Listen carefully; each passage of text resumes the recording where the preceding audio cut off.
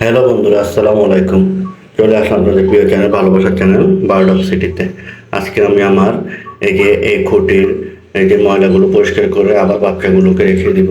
আর এই যে ডিমটি থেকে আর বাচ্চা হবে না, অনেক দেরি হয়ে গেছে, ডিমটি নষ্ট, ডিমটিও ফেলে দিব। এই যে দেখুন, খুঁটি থেকে আমি বাচ্চাগুলোকে আলাদা একটি পাত্রতে রাখছি। এরপরে আমি খুঁটিটি ভালো করে ওয়াশ করব। আপনারা ভিডিওটি দেখতে থাকুন, আশা করি উপকারে আসবে। কিভাবে খুঁটি জীবাণুমুক্ত করবেন এবং খুঁটি পরিষ্কার করবেন। বাচ্চাগুলোকে খুব সাবধানে আস্তে আস্তে যেভাবে বের করে নিচ্ছি, চেক করে করে রাখছি যে কোনো প্রবলেম আছে নাকি বাচ্চাগুলো। আলহামদুলিল্লাহ, বাচ্চাগুলো ঠিক আছে। এবার দেখুন, এই খুঁটিটির ভিতরে আমি দেখুন আগুন ধরিয়ে দিচ্ছি একটি কাগজের মাধ্যমে।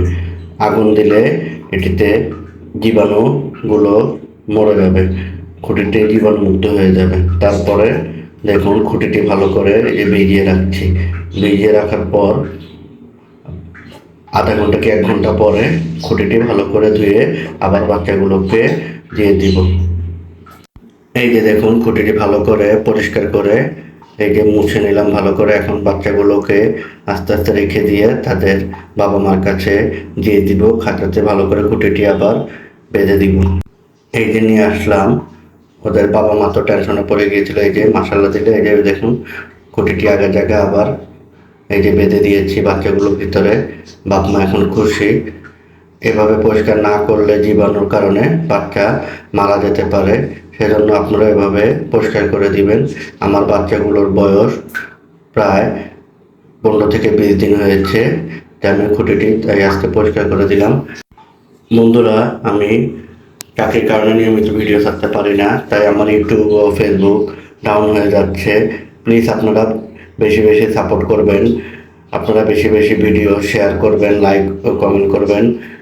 বন্ধুরা, একটি ভিডিও বানানো ও ভিডিও এডিটিং করা থেকে শুরু করে ভিডিও করা অনেক কষ্টের বিষয়, তবু আপনাদের সাথে শেয়ার করি যাতে আমার হয়তোবা কিছু ভিডিও দেখে হয়তো আপনাদের কোনো উপকার হতে পারে।